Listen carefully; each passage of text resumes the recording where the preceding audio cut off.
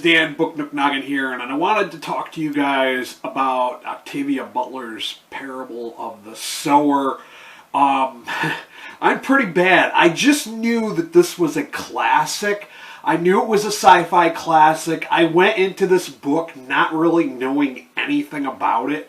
Like, I did not know that this book was a part of a series. I didn't know that it was called Earthseed. This is technically Earthseed number 1. But all I really knew was I kind of briefly saw something in an article that said that Parable of a Sower takes place in what is currently this time period, because it takes place in 2024. And I thought that was kind of interesting, so I'm like, well, let's get into this. Let's go into this book. Very much my first impressions from this book was that it's very much a slow burn. Very, very much a slow burn. I've only read one other Octavia Butler. I think it might have been Kindred, and it was a graphic novelization of her book. It was the one where she time traveled into the body of an ancestor who happened to be a slave. And yeah, it was a really good story. So I was like, well, I know I kind of enjoyed Octavia Butler's writing style, so I was like, well, let's go ahead and get into this one. This is one of her more known works, so that's why I wanted to read this one. And so when I came across the fact that it was very much a slow burn, it was kind of boring for me, and I wasn't really feeling the hype, I guess you could say, because I'm like, why does everybody think this is why is this a classic read? And it's kind of laid out almost like a journal, because it starts out in 2024, and there's this one main character, and to be honest with you, I don't even remember what her name is now. I just think of her as the Earthseed gal. I don't remember her name. And that's pretty bad that I don't remember a main character's name. That means that, like, the story just wasn't doing anything for me, I guess.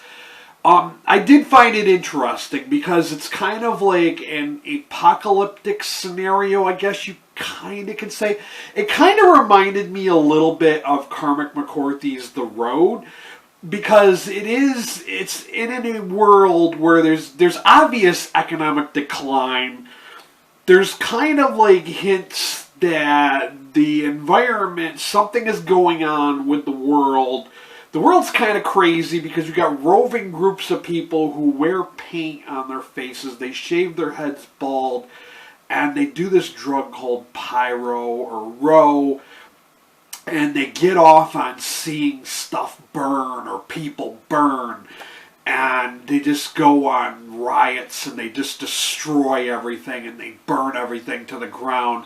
And then the economy's so bad that people will storm in after something like that happens, and they'll just steal and take whatever they can loot and pillage from these small communities. Now, the main character, who is the creator of the Earthseed, which is almost kind of like a Bible, I guess you could say, because it's just like her thoughts and her philosophies, I guess you could say, kind of transformed and notarized into this little book she calls Earthseed.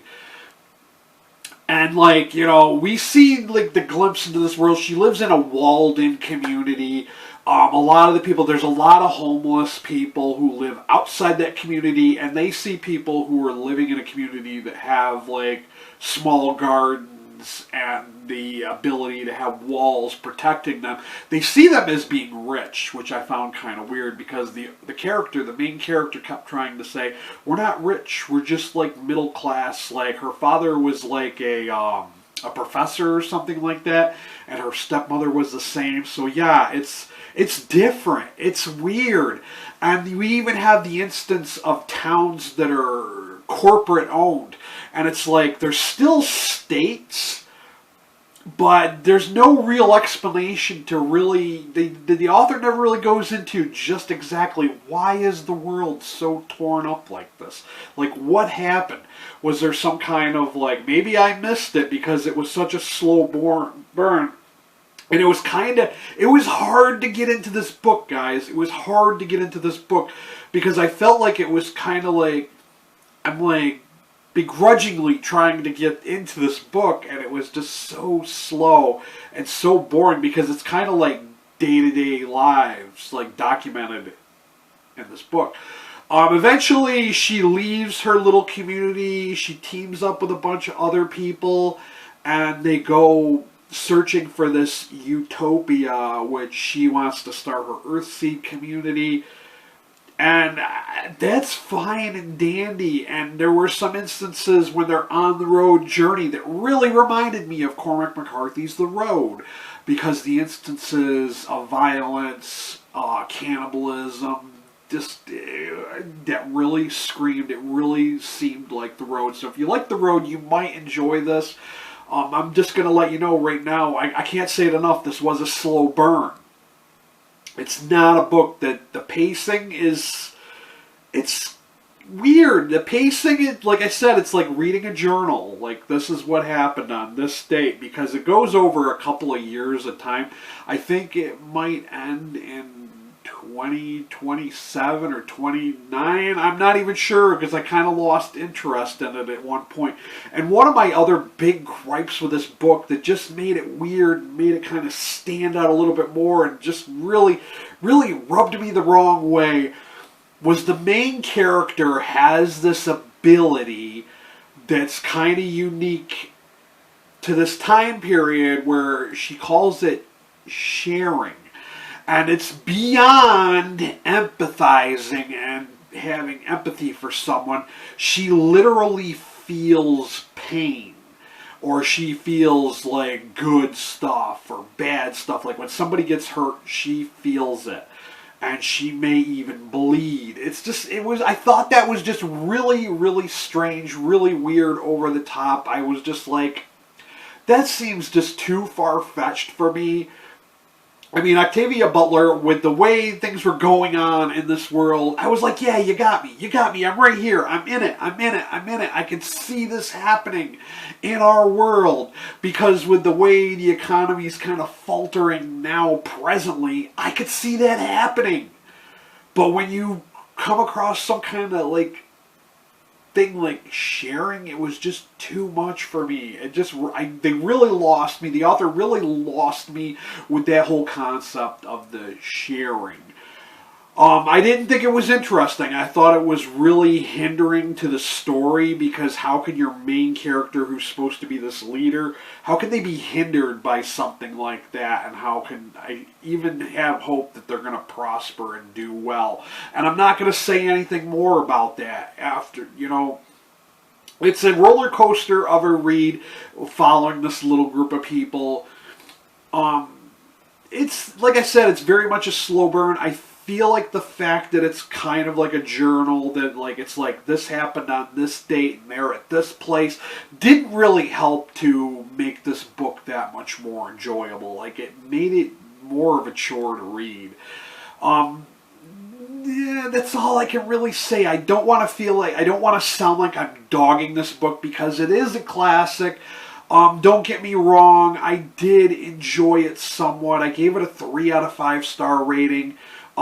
To be honest with you, I'm not in a big hurry to read the sequel, which is Parable of the Talents, which is Earthseed 2. To be honest with you, I am not in a big hurry to read that at all. I think I might even wait a while, because this book rubbed me the wrong way.